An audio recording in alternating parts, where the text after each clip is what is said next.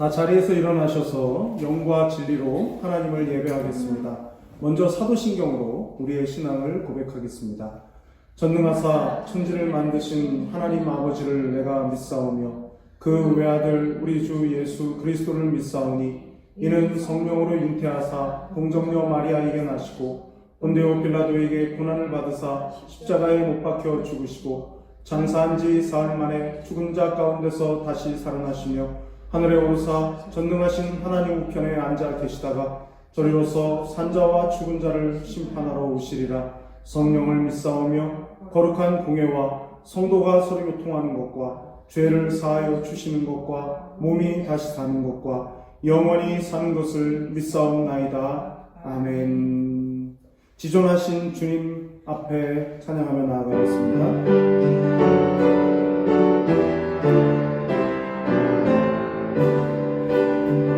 지존하신 주님 이름 앞에 지존하신 주님 이름 앞에 모든 무릎 꿇고 다 경배 거룩하신 주님 보좌 앞에 엎드려 절하세.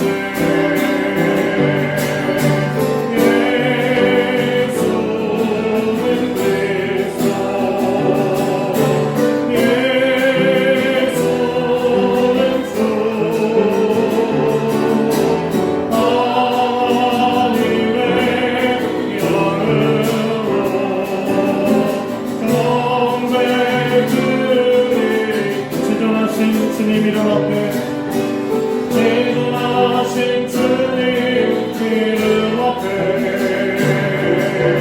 모든 무릎 꿇고 다 경배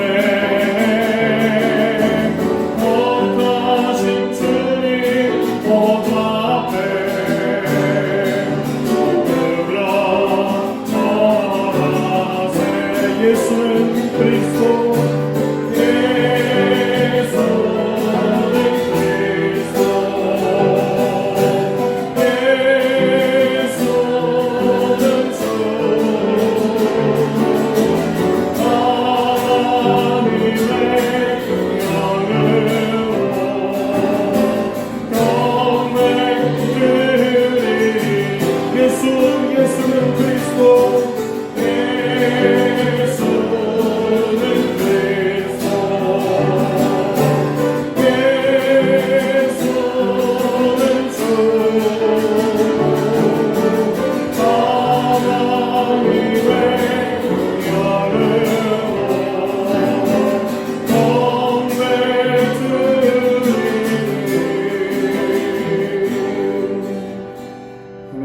자리에 앉으셔서 갈보리 산 위에 찬송하며 나아가겠습니다.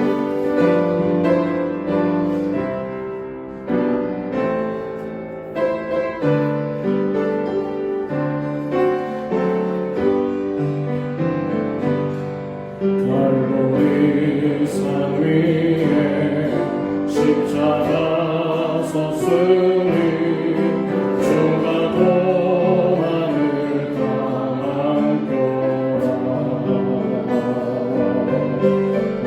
십자가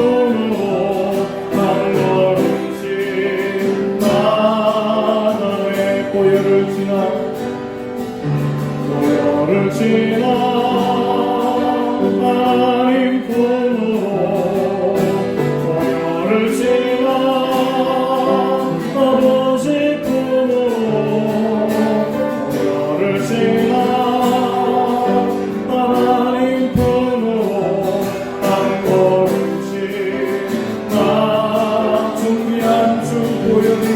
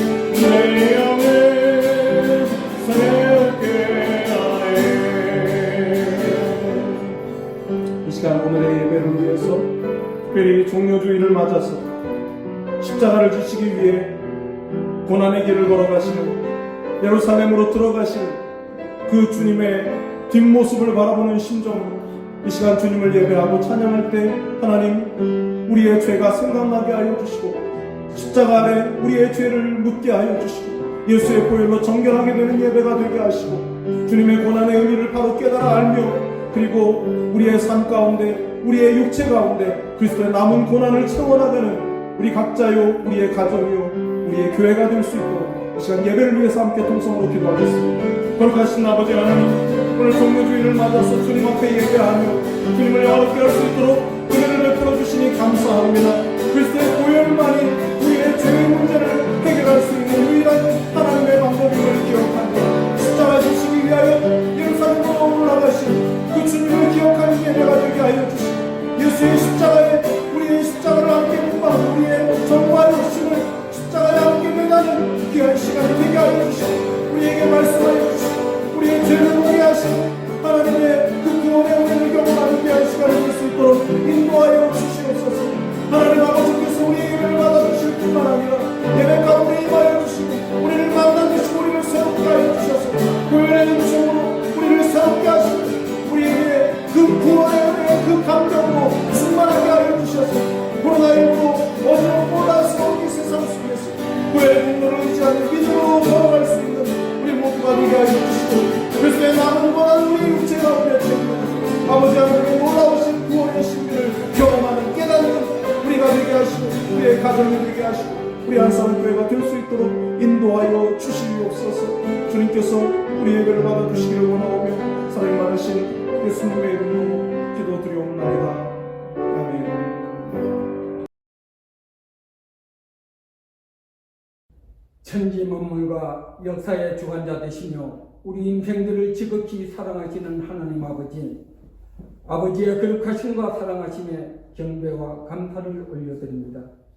지난 한 주간도 아버지의 보살핌 속에 잘 살게 하셨다가 오늘 거룩하고 복된 4월 첫째 주일 종려주일로 예배드리게 하심이 더욱 감사를 드립니다. 이 시간 드리는 예배가 우리들의 영혼 구원을 위해 예루살렘으로 입성하시던 주님을 만나 뵙는 은혜의 시간, 생명의 시간이 되게 하옵소서. 하나님 아버지, 이처럼 크신 사랑과 은혜를 저희들은 받을 줄만 알았지 자신이 감당해야 할 십자가는 외면하고 자신의 욕망과 교만으로 살 때가 많았음을 고백하고 회개합니다. 우리의 죄와 허물을 용서하여 주옵소서. 하나님 아버지, 요즘 전 세계가 코로나19로 인하여 큰 어려움을 겪고 있습니다. 지금은 모든 국가, 지역 사회로 확산되어 확진자와 사망자는 나날이 늘어나고 코로나19 전선에서 사투를 벌이고 있는 의료진 및 지원팀들도 이제는 지쳐가며 소요되는 물자도 부족한 무서운 현실이 되었습니다. 이로 인해 백성들의 일상의 생활도 너무나 힘들어지고 더구나 교회까지 감염되어 성전에서 예배를 드리지 못하고 영상 예배를 드리고 있는 실정입니다. 하나님, 세상 모든 백성들을 불쌍히 여기사 이 병마를 하루속히 물리쳐 주시옵소서.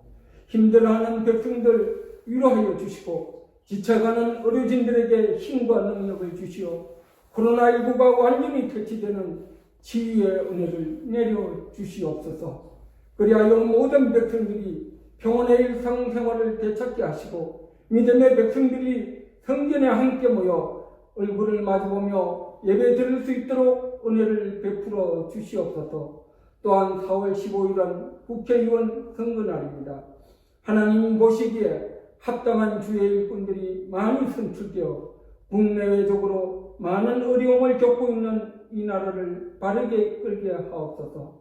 하나님 아버지, 오늘도 단위에 세우신 담임 목사님 성령 충만케 하셔서 능력 있는 말씀을 선포케 하옵시고 듣는 저희들 아멘으로 화답하여 영혼이 잘된 같이 범사가 형통하는 복이 임하게 하옵소서. 또 곳곳에서 예배를 위하여 교회를 위해 헌신하는 손길들을 기억하시어 주님의 사랑과 위로가 넘치게 하옵소서. 지금은 예배의 처음 시간입니다. 마치는 시간까지 주님 홀로 영광 받으시옵소서. 이 모든 말씀 우리를 죄에서 구원하신 예수님의 이름으로 기도드리옵나이다. 아멘.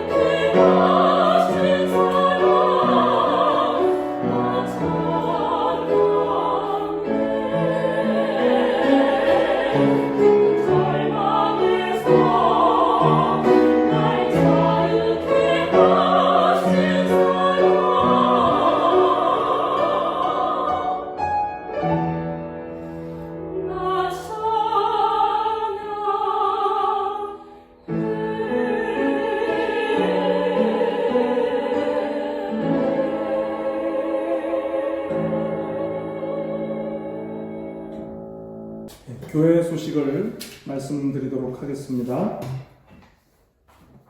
4월이 시작이 되었습니다. 4월에는 한국 교회를 위해서 기도하는 한 달이 되시기를 바랍니다.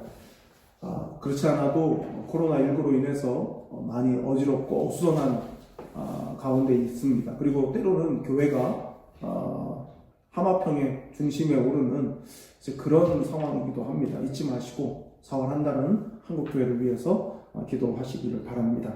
오늘은 종려 주일입니다. 우리 주님께서 예루살렘에 입성하신 그날을 기념하는 종려 주일이고요. 그리고 이제 내일부터 한 주간 이제 고난 주간을로 지키게 됩니다. 육신의 정욕을 절제하고 그리고 하나님의 은혜, 주님의 고난을 묵상하는 그런 한 주간이 되시기를 바랍니다. 그리고 다음 주일은 4월 12일입니다. 사망 권세를 깨뜨리고 다시 사신 우리 주님의 부활을 기념하는 부활 주일로 다음 주일 지키게 됩니다. 지난주에 제가 여전도에서 마스크를 250장을 만들어서 대구 둥지교회로 보냈다고 말씀을 드렸는데 250장이 아니라 350장을 지난주에 그 전주죠. 지지난주에 대구 둥지교회로 보냈고요. 그리고 추가 원단이 더 있어서 그것으로 더 만든 마스크가 170장이 있어서 그 170장의 마스크는 대구에 있는 위드라이프라고 하는 그 구호단체로 보냈습니다. 백혈병 환우들이나 독거노인들 그리고 열악한 환경 가운데 있는 분들에게 이제 봉사하는 단체인데 우리가 만든 마스크는 이제 일회용이 아니고 빨아 쓰는 용도여서 백혈병 환우들에게는 보낼 수가 없다 해서 독거노인들에게 보냈습니다. 그리고 150장 분량의 마스크가 우리 자체 사용분으로 150장의 마스크가 있습니다. 그래서 예배에 참석하시면 이제 한 분씩 나눠드리도록 그렇게 하겠습니다. 오늘 광고는 여기까지 하고 다른 교회 소식 내용은 주보를 참고하시면 되겠습니다. 우리 옆에 있는 가족들과 함께 인사하도록 하겠습니다. 사랑합니다. 반갑습니다.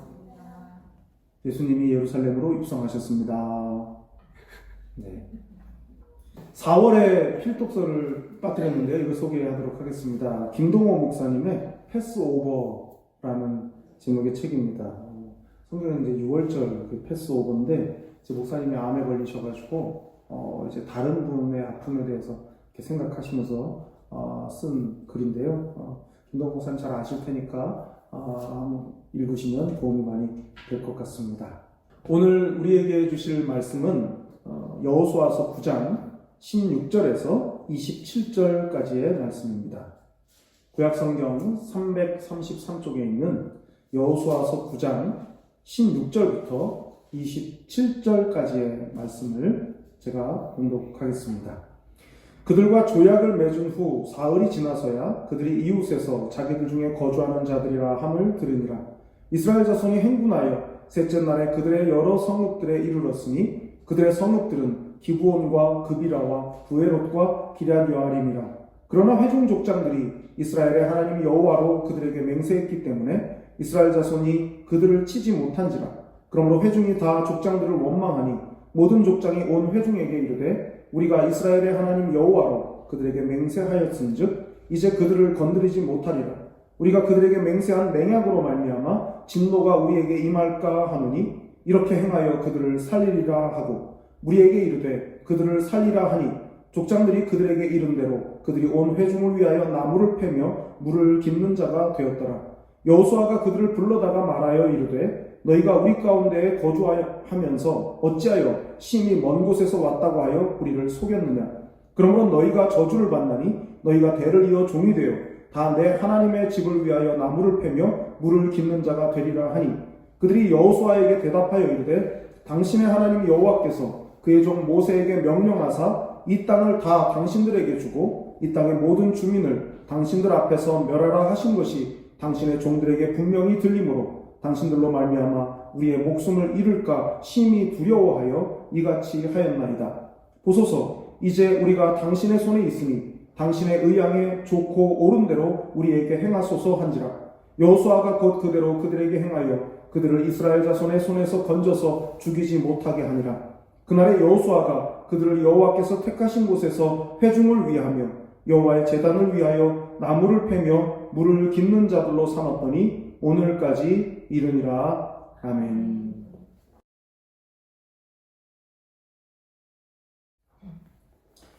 인생에는 다양한 어려움이 있습니다.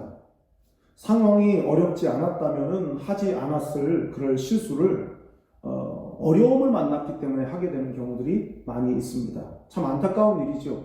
하지만 연약한 인간이니 어찌하겠습니까?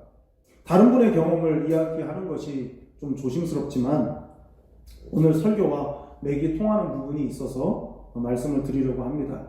본인에게 동의를 구하지 않았기 때문에 실명은 말씀드리지 않겠습니다. 어떤 목사님이 계셨습니다. 교회를 개척하셔가지고 시간이 얼마 지나서 교회가 부흥하면서 장로님들을 세웠고 또 교회도 예배당을 이제 땅을 마련해서 예배당을 자그마하게 지었습니다. 그러던 중에 가까운 곳에 대형 교회가 예배당을 짓는 일이 생기게 되면서 그런 계획이 확정이 되면서 이제 고민하던 차에 마침 멀지 않은 곳에 신도시가 조성이 되고 있어서 예배당을 그곳으로 옮기는 것으로 결정을 하려 했습니다. 그런데 이제 그것이 원만하게 이루어지지가 않게 되었고 그래서 이제 그냥 없던 걸로 하고 그곳에서 이제 목회를 하고 계셨습니다. 이제 그런데 그 이후로부터 교인들의 마음이 흩어지기 시작했고 이제 여러 교우들이 빠져나가면서 교회가 좀 어려움을 만나게 되었습니다. 그래서 이제 고심 끝에 그러면 어차피 이렇게 어려워진 거 그러면 다른 곳으로 가서 땅을 마련하고 예배당을 짓자 그렇게 이제 결정을 하게 되면서 이제 교회를 옮기기로 했습니다.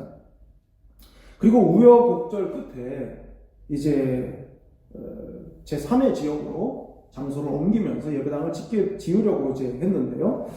땅을 사고 예배당을 짓는 그 과정 속에서 이제 노회의 다른 목사님을 통해서 건축업자를 소개를 받았습니다. 감리교회에 속해 있는 권사님, 감리교회는 남자 권사님도 계시니까요. 그 권사님이자 또 건축업주인 한 분을 소개를 받아서 이제 예배당 건축을 준비를 했습니다. 이미 다른 교회 여러 곳에 예배당을 짓고 있었기 때문에 설계도를 다 지어놓은 상태에서 기다릴 수밖에 없는 그런 상황이었습니다. 그때 이제 그 건축업자인 권사님으로부터 제안을 받게 됩니다. 어차피 기다리게 해드렸으니까 그 비용을 좀 줄여드리겠다. 단 그러기 위해서 지금 자재값이 쌀 때 미리 자재값을 결제를 해주면 그만큼 할인을 해드리겠다라는 제안을 했습니다. 여러분 같으시면 어떻게 하시겠습니까? 교회는 어렵죠? 설계도는 이미 나와 있죠? 어차피 기다려야 하는 상황입니다. 물론 그럼에도 불구하고 그런 혹하는 제안을 거절할 수 있어야 맞습니다. 그러나 그렇게 하기가 쉽지 않았습니다. 결국 3억 원 가까운 돈을 미리 결제를 했고, 그리고 얼마 지나지 않아서 그 건축업자는 부도를 당했습니다. 동시에 7곳의 예배당을 짓고 있었는데 그 목사님께서 미리 받은 그 현금으로 구멍난 곳들을 메워나가다가 결국 두 손을 들게 된 상황이었습니다. 넉넉하게 가지고 있다가 투자한 것도 아니고 정말 어렵게 마련한 적지 않은 돈을 그렇게 허망하게 날려버렸다면 여러분은 어떠시겠습니까? 일장춘몽이 된 그 설계도와 조감도를 보고 있으면 어떤 마음이 드시겠습니까?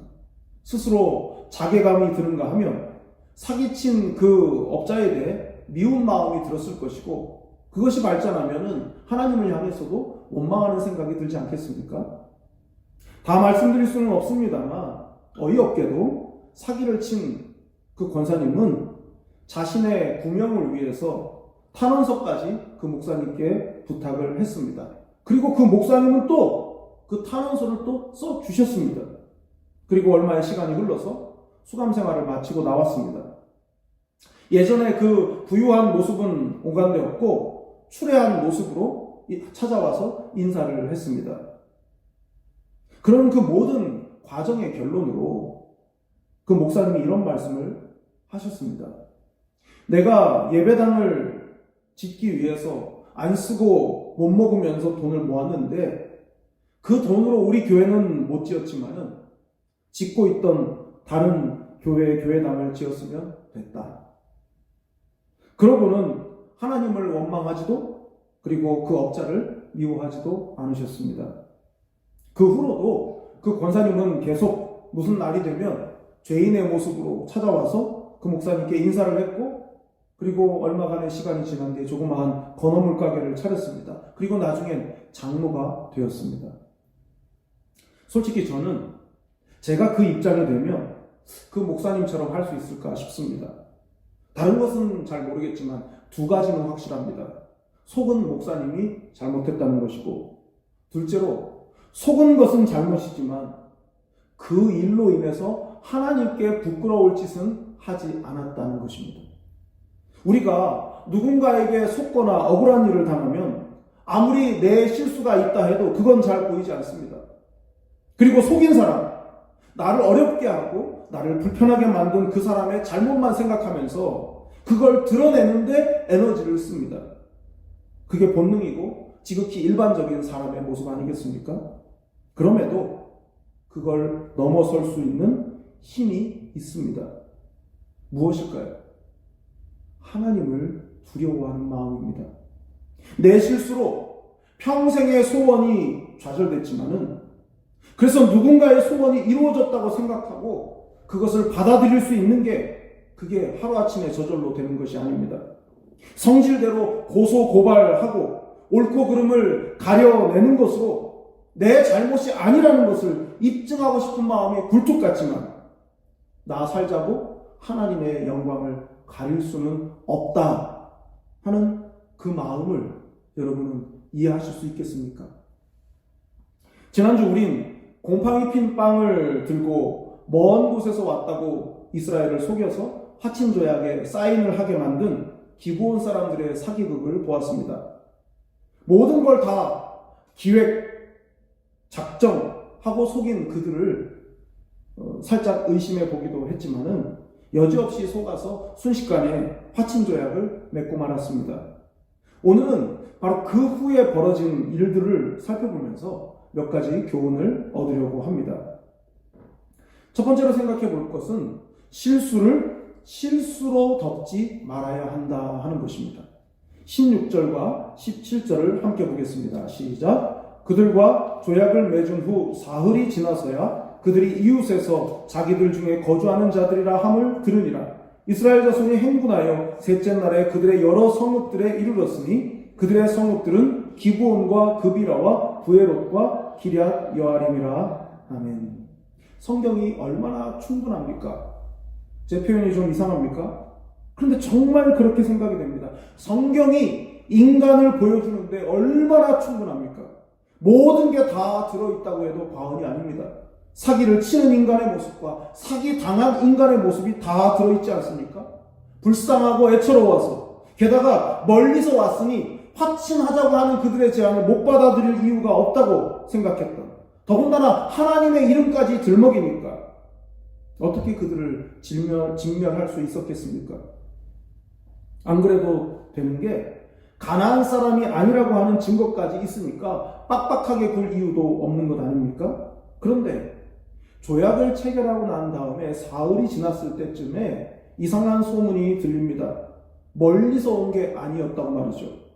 도저히 믿을 수가 없어서 두 눈으로 보기 위해서 길을 떠납니다. 그리고 길을 떠나서 셋째 날이 되었을 때 도착한 성읍에 네 이름이 나오는데 그 중에 첫 번째 이름이 무엇입니까? 기브온입니다. 그 지명들, 예루살렘에서 각각 빼면 8km, 멀어봐야 15km 정도밖에 안 되는 곳들입니다. 어떻게 그럴 수가 있습니까? 천연덕스럽게 찾아와가지고 온갖 불쌍한 티를 다 냈는데 알고 보니까 그게 다 거짓말이었습니다. 억울하고 분해서 견딜 수가 없는 겁니다. 모른 척하고 싹 다 갈아엎어버리고 싶은 충동이 생겼을 것입니다. 그런데 그럴 수가 없는 겁니다. 왜 그렇습니까? 18절을 보겠습니다. 그러나 회중 족장들이 이스라엘의 하나님 여호와로 그들에게 맹세했기 때문에 이스라엘 자손이 그들을 치지 못한지라. 그러므로 회중이 다 족장들을 원망하니. 맹세를 해버렸기 때문에 방법이 없는 겁니다. 이 맹세에 대한 부분은 잠시 뒤에 보기로 하고요. 맹세했기 때문에 백성들이 보인 반응을 먼저 좀 살펴보겠습니다. 다시 18절을 보면 18절 속에서 백성들이 족장들에게 원망한 직접적인 이유가 나오죠. 그 무엇입니까? 그들을 치지 못한지라. 그러므로. 왜 원망한 겁니까? 기브온 사람들을 칠 수 없기 때문입니다.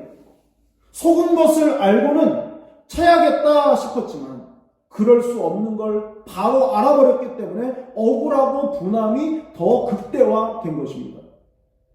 여러분, 이길 수 있는데 싸울 수 없는 게 얼마나 억울하고 분한 일입니까?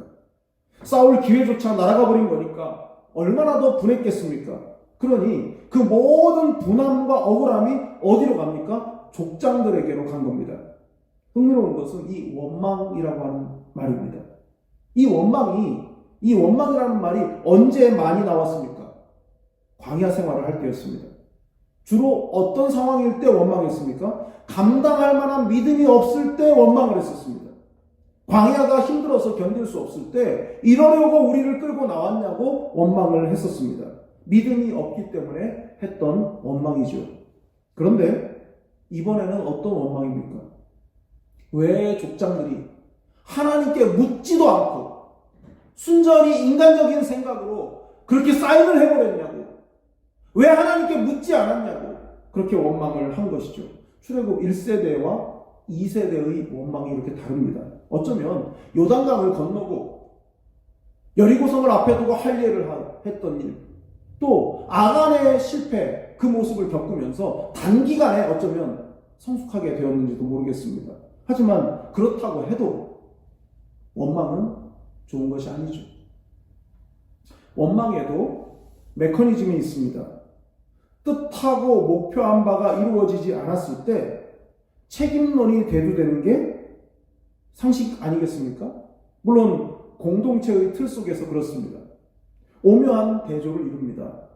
기브온은 처음부터 끝까지 기브온 주민들이라고 말합니다.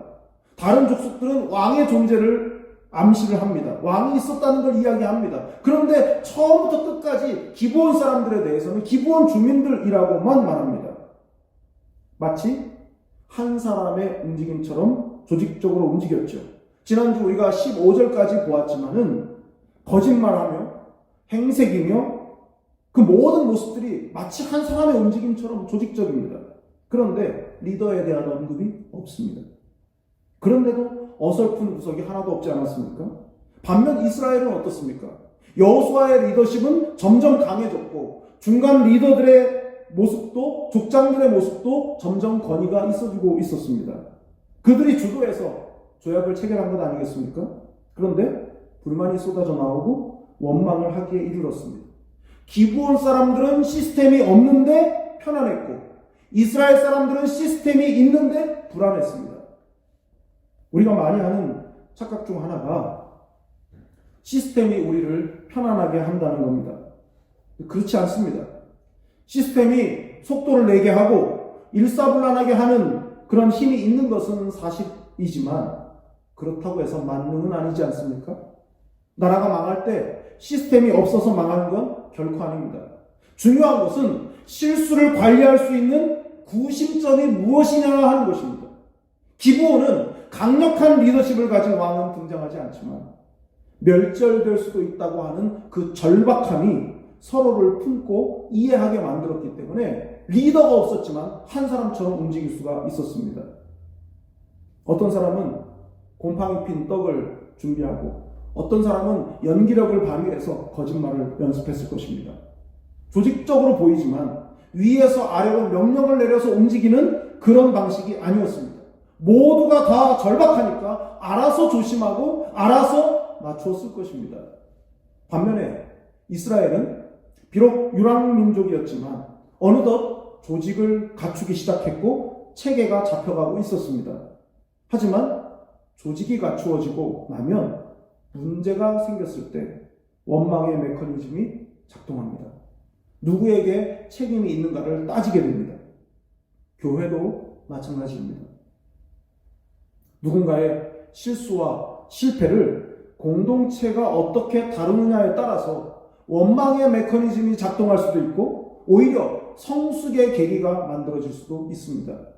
분명 이스라엘이 기브온 주민들의 일로 해서 원망이 작동된 것은 사실입니다. 백성들이 족장들을 원망하지 않습니까? 그런데 그 원망의 초기에 작동이 멈출 수 있었습니다. 족장들이 백성들에게 했던 말을 이 시절을 통해서 볼 수가 있습니다. 함께 보겠습니다. 시작. 우리가 그들에게 맹세한 맹약으로 말미암아 진노가 우리에게 임할까 하노니 이렇게 행하여 그들을 살리리라 하고. 이 말씀 속에서 강조되고 있는 것은 진노입니다. 무엇이 생략된 말일까요? 이런 거죠. 그래, 맞습니다. 우리가 실수했습니다. 더 자세히 알아보지 못해서 마땅히 취해야 할 땅을 취할 수 없게 되었으니 이것이 실수가 아니고 뭐겠습니까? 하지만 그렇다고 해서 기브온을 치게 된다면 실수를 덮기 위해서 또 다른 실수를 하게 되는 것입니다.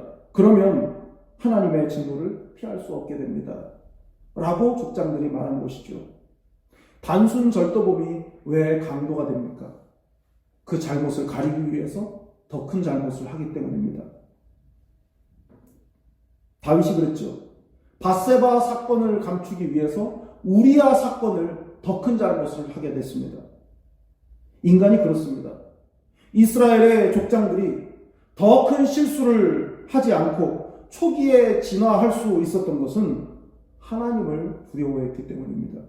실수를 덮기 위해서 하나님께서 진노하실 더 큰 실수를 범하지 않는 것이 중요한 것입니다. 그러려면 사람보다 하나님을 더 두려워해야 합니다. 여러분은 어떻습니까? 작은 실수를 가리기 위해서 더 큰 실수를 한 일은 없으십니까? 공동체가 어려워졌을 때 원망의 대상을 찾으십니까? 아니면 겸손함으로 자신을 돌아보고 계십니까? 성숙한 공동체는 문제가 생겼을 때 첫 번째로 관심을 갖는 것이 하나님의 뜻입니다. 이 상황에서 하나님은 뭐라 하실까? 예수님이시라면 어떻게 하셨을까? 에 대한 답을 찾을 수 있어야 성숙한 공동체입니다. 우리의 가정과 우리 교회가 그렇게 될 수 있기를 간절히 바랍니다. 두 번째로 생각할 것은 하나님의 이름을 거룩하게 해야 한다 하는 것입니다. 족장들을 향해서 거칠게 원망을 쏟아내던 백성들이 더 이상 원망을 하지 않습니다. 이유가 무엇이겠습니까? 실수로 맺은 조약이었지만 그 조약이 하나님의 이름으로 한 맹세였기 때문입니다. 19절을 함께 보겠습니다. 시작. 모든 족장이 온 회중에게 이르되 우리가 이스라엘의 하나님 여호와로 그들에게 맹세하였은즉 이제 그들을 건드리지 못하리라. 아멘. 똑같은 본문으로 작년 10월 마지막 주일에 설교를 했었습니다. 기억하십니까? 네. 6개월이 지났으니까 기억 못하시는 게 당연할 것 같아서 그때 했던 일부분을 제가 말씀을 드리려고 합니다. 여호와로 맹세했다는 말을 직역하면 여호와에 의해 맹세했다라는 뜻입니다. 그래서 제가 이렇게 말씀을 했습니다. 우리가 누군가와 약속을 맺는 것은 우리와 상대방입니다. 하지만 그 사이에 여호와 하나님께서 계십니다. 내가 약속한 것이니까 내가 지키면 된다 싶지만 그 약속을 이행할 기회를 주시는 분이 하나님이십니다. 그래서 내가 한 약속이지만 그 이행에 있어 하나님께 책임이 있는 겁니다. 약속을 지킬 때까지 나를 살려두시는 분이 하나님이시지 않습니까? 아무리 굳은 약속을 하고 보증까지 내세워도 내 생명을 거두시면 기회가 없는 겁니다. 그래서 약속은 내가 하지만 번복할 권한이 내게 없습니다. 거짓말이 왜 잘못입니까? 하나님께서 친히 내 말에 보증을 서시기 때문입니다. 여호수아가 기브온 사람들에게 왜 속였느냐고 물었습니다. 그 속임 때문에 기브온 사람들이 하나님의 저주를 받게 될 거라고 그렇게 여호수아가 말하면서 대를 이어 종이 되어 나무 패는 자와 물 깃는 자가 될 거라고 했습니다. 그러자 그때 기브온 사람들이 했던 대답이 24절에 있는데요. 함께 읽어보겠습니다. 시작. 그들이 여호수아에게 대답하여 이르되 당신의 하나님 여호와께서 그의 종 모세에게 명령하사 이 땅을 다 당신들에게 주고 이 땅의 모든 주민을 당신들 앞에서 멸하라 하신 것이 당신의 종들에게 분명히 들리므로 당신들로 말미암아 우리의 목숨을 잃을까 심히 두려워하여 이같이 하였나이다. 아멘. 기브온 사람들은 하나님께서 모세에게 하신 말씀을 다 알고 있었습니다. 어떻게 그걸 알았는지까지는 알 수가 없습니다. 그러나 한 가지 분명한 것은 기브온 사람들은 라합의 경우와 같이 하나님, 더 정확히 말하면 하나님의 심판을 매우 두려워했습니다. 여호수아의 처분만 기다리겠다는 그들의 말을 다 듣고도 이스라엘은 기브온 사람들을 죽일 수가 없었습니다. 족장들의 말 속에 고스란히 그 분위기가 들어있죠. 19절에 그들을 건드리지 못하리라. 20절에 그들을 살리리라. 그리고 21절에 그들을 살리라. 왜 그렇게 말할 수밖에 없었습니까? 여호와의 이름의 무게 때문입니다. 그걸 잘 보여주는 장면이 사무엘하 21장에 있는데요. 말씀을 좀 찾아보겠습니다. 사무엘하 21장 1절 2절입니다. 같이 읽겠습니다. 시작. 다윗의 시대에 해를 거듭하여 3년 기근이 있으므로 다윗이 여호와 앞에 간구하며 여호와께서 이르시되 이는 사울과 피를 흘린 그의 집으로 말미암음이니 그가 기브온 사람을 죽였음이니라 하시니라. 기브온 사람은 이스라엘 족속이 아니요 그들은 아모리 사람 중에서 남은 자라. 이스라엘 족속들이 전에 그들에게 맹세하였거늘 사울이 이스라엘과 유다 족속을 위하여 열심히 있으므로 그들을 죽이고자 하였더라. 이에 왕이 기브온 사람을 불러 그들에게 물으니라. 아멘. 연속 3년 동안 기근이 일어나자 다윗이 하나님께 엎드려 기도했습니다. 그러자 하나님께서 그 이유를 가르쳐 주셨는데 사울과 그의 집 때문이라고 말씀해 주셨습니다. 그럼 하나님께서 다윗 왕 때에 3년 연속 기근을 왜 주셨습니까? 기브온 사람들과 맹세한 일, 즉 오늘 본문의 일, 이 약속을 했기 때문에 하나님은 그 약속을 일방적으로 깨뜨린 사울 왕 때의 일로 인해서 다윗 왕 때에 3년간 연속으로 기근이 일게 하신 것입니다. 결국 사울 집안의 사람 7명을 다 목에 달아 죽인 이후에야 그 기근이 그쳤습니다. 하나님의 이름으로 한 맹세, 그 조약이기 때문입니다. 하나님의 이름의 무게가 얼마큼 무거운 겁니까? 3년 연속으로 기근을 내려서라도 무엇이 잘못인지를 깨닫게 할 만큼 여호와의 이름의 무게는 무거운 것입니다. 예수님께서 제자들에게 가르쳐 주신 기도의 맨 처음이 무엇입니까?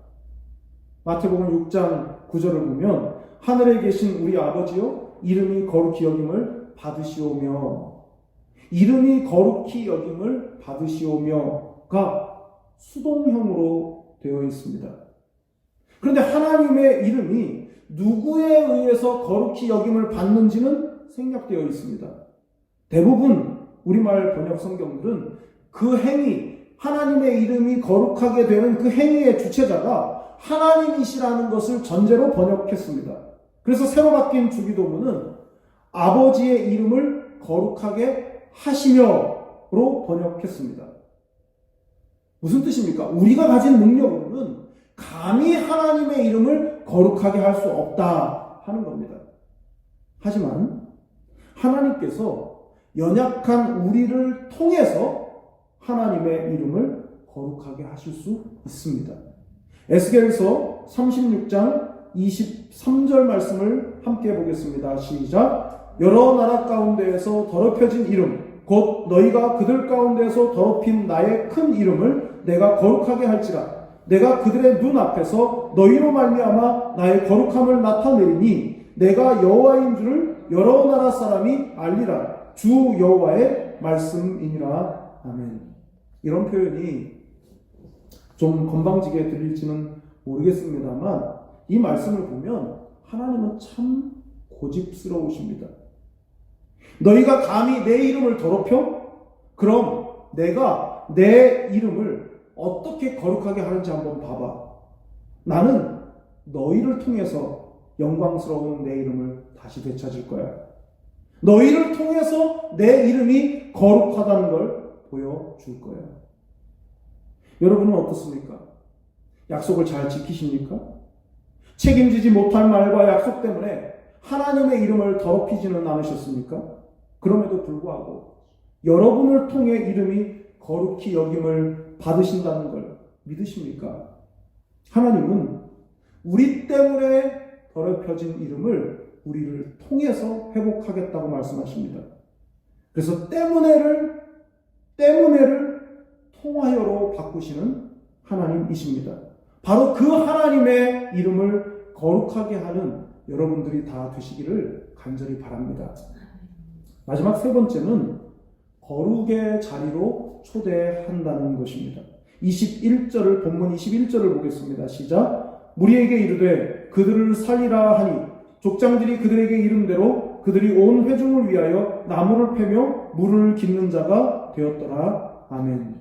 족장들이 살리라고 했기 때문에 기브온 사람들은 나무를 패며 물 깃는 자가 되었습니다. 신명기 20장과 29장에 전쟁을 통해서 포로민이 된 사람들에게 강제 노동을 시킬 수 있는 것에 대해서 말씀하는데 그 말씀을 그대로 기브온 사람들에게 지금 족장들이 적용한 것입니다. 기브온 사람들의 그 영향력을 최소화해서 이후로 이스라엘에게 어떤 영향도 끼치지 못하도록 미리 장치를 하는 것이 나무 패는 자와 물 깃는 자가 되게 하는 것입니다.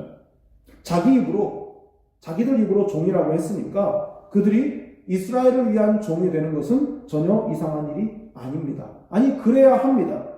이스라엘에게 아무런 영향도 끼치지 못하게 말이죠.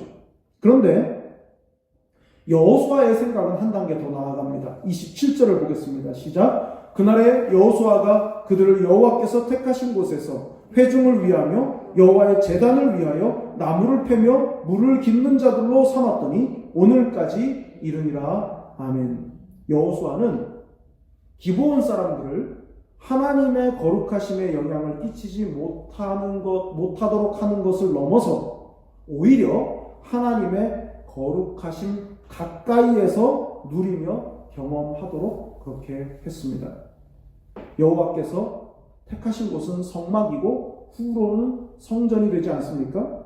그곳에서 레위 사람들이 감당해야 할 직무를 바로 이 기브온 사람들이 감당하도록 한 것입니다. 단지 영향력을 최소화하는 데 머물지 않고 그들 스스로 하나님의 거룩하심을 보도록, 알도록, 경험하도록 했습니다. 단지 이스라엘 회중을 위한 종이 되기를 바랐던 그런 기브온 사람들을 여호수아는 여호와의 집에 수종드는 여호와의 종이 되게 한 것입니다.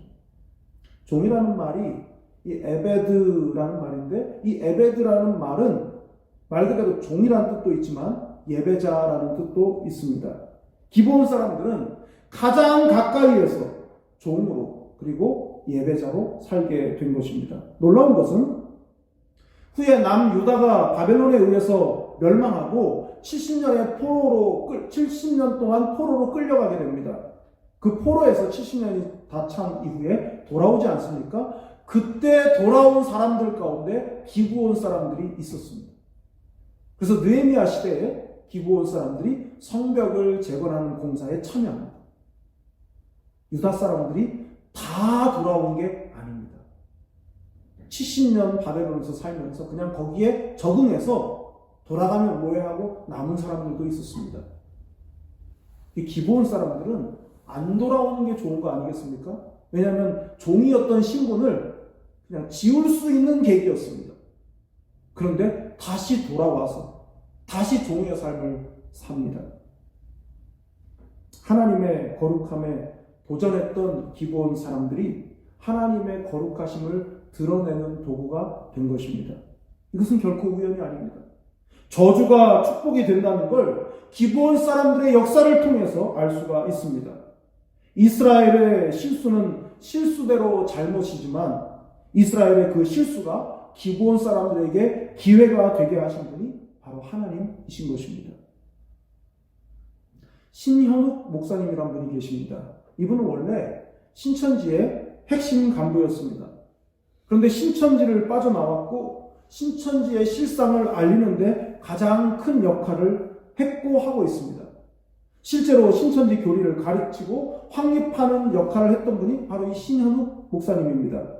마치 북한의 주체 사상을 체계화하고 학문화한 황장엽 씨가 대한민국으로 망명해서 북한의 실상을 폭로한 것과 비슷합니다. 여러분 꺼림칙하지 않습니까? 아무리 그래도 목사가 되게 하다니. 그런데 그게 하나님의 방법입니다. 거룩에서 가장 멀리 있는 사람들을 거룩의 맨 앞으로 오게 하는 것이 하나님의 방법입니다. 하나님을 영화롭게 하기는커녕 하나님을 알지도 못하던 사람, 하나님을 욕하던 사람을 하나님을 전하는 그리고 섬기는 사람이 되게 하시는 것이 하나님의 특기입니다. 여러분이 혹 그 당사자는 아니십니까? 오늘이 절기상 종려주일이고 이번 주간이 고난주간입니다. 예수님께서 왜 고난당하셨습니까? 구원을 위해서였습니다. 예수님께서 십자가에서 죽으시고 사흘 만에 부활하신 후 누구를 먼저 찾아가셨습니까? 제자들입니다. 어떤 제자들입니까? 주님을 모른다고 부인하고 저주하며 도망쳤던 사람들입니다. 그런데 예수님은 그들을 다시 부르십니다. 거룩이 싫다고 도망친 그들을 가장 거룩한 사명의 자리로 부르셨고 주님의 고난에 동참하게 하셨습니다. 그들의 순교를 받으시고 이름을 영광스럽게 하셨습니다. 주님의 고난과 십자가는 우리를 거룩의 자리로 부르는 초대입니다. 여호와의 택하신 곳에서 나무 패며 물 깃는 종의 일이 곧 예배입니다. 감히 나 같은 죄인이요 하나님을 속인 자를, 이런 속인 자도 거룩한 곳에 설 수 있다는 것이 축복이 아니겠습니까? 여러분은 어떻습니까? 여러분에게 있어서 나무 패며 물 깃는 일은 무엇입니까? 저주처럼 보이지만 하나님을 예배하는 축복이라는 것을 아십니까? 여러분이 거룩의 자리로 초대해야 할 사람은 누구입니까? 사랑하는 교우 여러분, 행복의 가치를 넘어서 거룩의 가치를 따라가시기를 바랍니다. 거룩의 자리로 초대받은 종이요 복된 예배자들이 되시기를 바랍니다. 기브온을 사용하신 하나님께서 우리를 사용하지 못하실 이유가 없습니다. 하나님께서 여러분과 함께 하실 것입니다. 기도하겠습니다. 사랑의 아버지 하나님, 은혜를 감사합니다. 아버지께서 오늘도 우리에게 말씀을 주셨고 이 말씀을 마음에 새기게 하시니 주님 감사합니다. 거룩을 위해서 우리를 부르셨사오니 그 거룩함에 합당한 삶을 살게 하여 주시고, 특별히 하나님의 그 거룩하신 그 이름에 합당한 삶을 잘 살아갈 수 있는 우리 모두가 될 수 있도록 인도하여 주시옵소서. 아버지 하나님께서 은혜 베푸신 대로 우리의 삶의 거처에서 또 우리 곁에 사람들 가운데에서 하나님의 거룩하심을 누리며 경험하는 인생이 되게 하여 주시고, 아버지 바라옵고 원하옵기는 우리의 삶이 거룩함에 멀리가 아니라 거룩함에 가까이 나아가 쓰임받는 귀한 삶이 될 수 있도록 인도하여 주시옵소서. 주님께서 함께하여 주시기를 간절히 원하오며 예수님의 이름으로 기도드리옵나이다. 아멘. 다 자리에서 일어나셔서 거룩하신 하나님 주께 감사드리세 찬양하고 기도하겠습니다.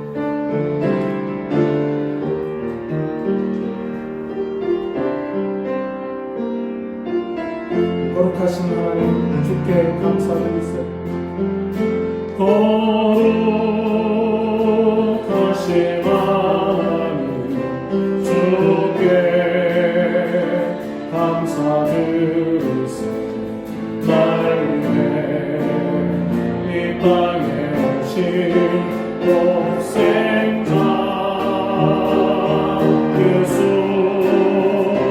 나의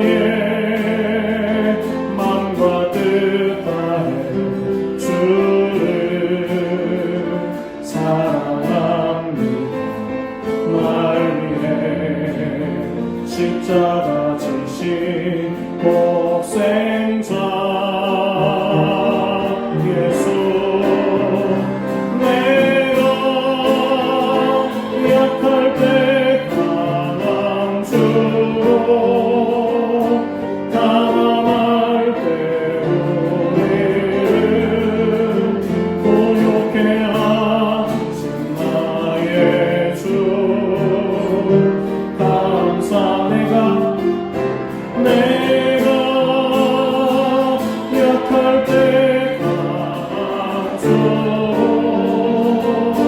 강함할 때 우리를 고요케 하신 나의 주 감사. 다시 한번 찬양합니다. 거룩하신 하나님,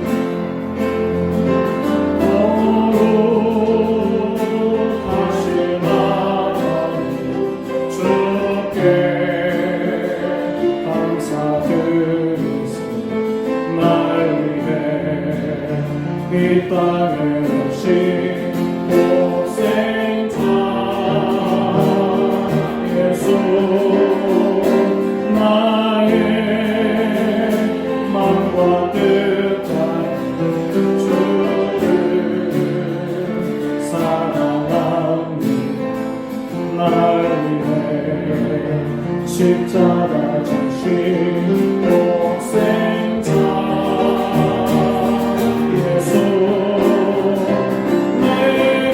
내가 약할 때 강함주고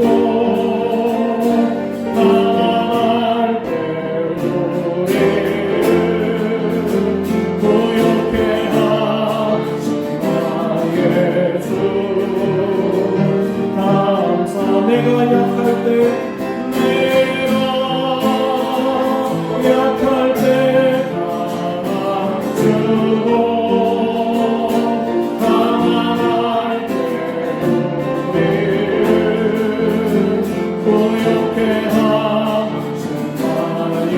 주 감사.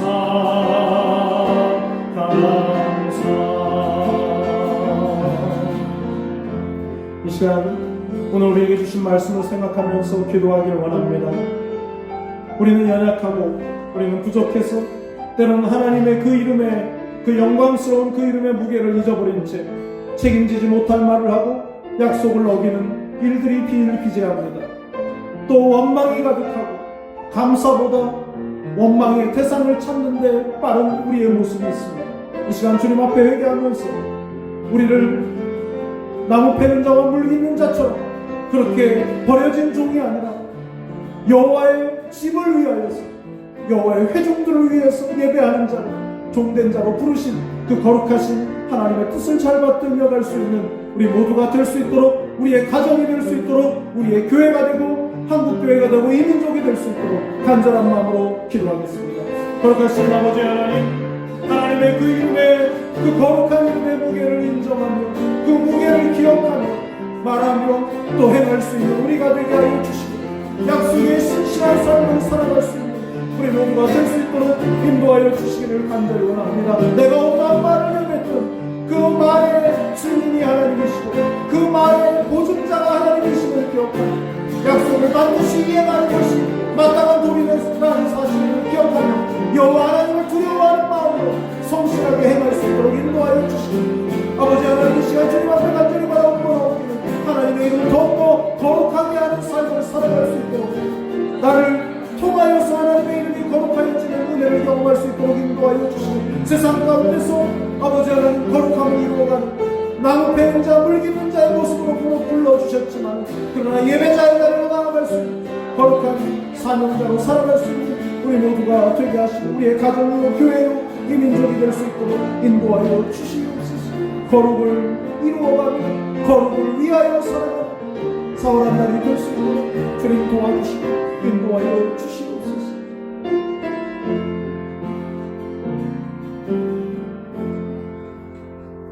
거룩하신 하나님 아버지, 종료주의를 맞아 하나님 앞에 예배하며 하나님 앞에 영광 돌리게 하여 주시고, 또한 귀한 예물을 드리게 하시니 감사합니다. 우리의 드리는 이 예물을 기뻐 받아주시고, 하나님 앞에 드려진 이 예물과도 같이 우리의 일상이, 우리의 전 생애가 하나님께 온전히 드림이 될 수 있도록 인도하여 주시옵소서. 경제적으로 어려운 시기, 참으로 어렵고 정말 괴로운 시기를 보내고 있지만은, 그럼에도 불구하고 하나님의 것을 구별하여 드리는 이 마음의 중심을 아시는 하나님께서 넘치게 채우시고 하나님의 함께 하심과 도우심을 삶 속에서 경험하게 하셔서 물질에 지배받는 인생이 아니라 물질을 다스리며 가는 삶이 될 수 있도록 인도하여 주시옵소서. 간절히 바라옵고 원하옵기는 가족들과 멀리 떨어져 생활하고 있는 형제자매들, 임마누엘 되신 하나님께서 지키시고 날마다 보호하시고 동행하여 주시옵소서. 육신의 질병과 마음의 병으로 고통당하는 모든 형제자매들을 불쌍히 여겨주시고 치료하시고 회복시키시며 다시 살게 하시는 하나님의 기적을 보게 하여 주시옵소서. 우리 어린 자녀들, 학생들, 청년들을 기억하여 주시고 이 혼란스럽고 어려운 시기에 하나님의 말씀의 가치관, 믿음의 가치관으로 살게 하여 주시고 하나님 나라와 세상 나라의 기둥 같은 일꾼으로 잘 준비되게 하여 주시옵소서. 아버지 하나님, 이제 이번 주간부터 부분적으로 학교들이 개학을 하고 학생들이 학교에 등교하게 되면서 많은 우려와 두려움이 있습니다. 그러나 아버지 하나님, 하루속히 이 코로나19가 종식될 수 있도록 주님 은혜를 베풀어 주시고 믿음의 사람들이 병낫기를 위하여 기도하며 봉사하며 수고하며 헌신하는 이들을 위하여 기도하고 사랑하고 섬길 때에 하나님께서 은혜를 베풀어 주셔서 하루속히 이 혼란스러움이 잦아들 수 있도록 인도하여 주시고 도와주시옵소서. 우리 가까이에서 이 일로 인하여 경제적 어려움을 겪고 있고 또 물질적 어려움, 또 육신의 어려움을 겪고 있는 이들을 주님 불쌍히 여겨주시고 회복시키시는 하나님의 능력과 은혜를 경험하게 하여 주시옵소서. 4월 한 달 하나님과 날마다 동행하는 삶이 되게 하여 주시고 날마다 채우시고 함께 하시는 하나님의 능력과 하나님의 긍휼을 경험하게 하여 주시옵소서. 병원에 입원 중인 교우들에게 은혜를 베풀어 주시고 치료하여 주시고 회복시켜 주시옵소서. 이번 한 주간도 믿음으로 승리하는 한 주간이 되게 하여 주시며 고난의 주님을 묵상하는 한 주간이 될 수 있도록 인도하여 주시옵소서.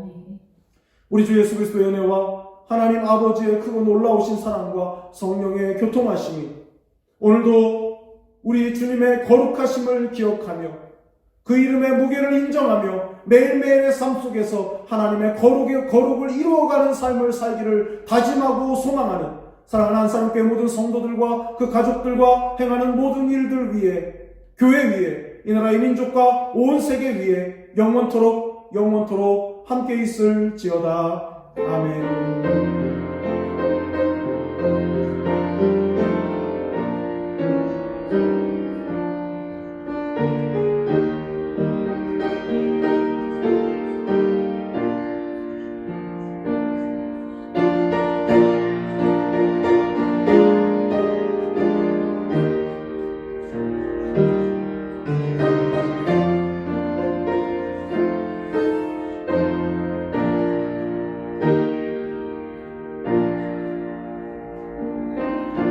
금요주일 예배를 모두 마쳤습니다. 한 주간도 승리하시는 여러분들 되시기 바랍니다.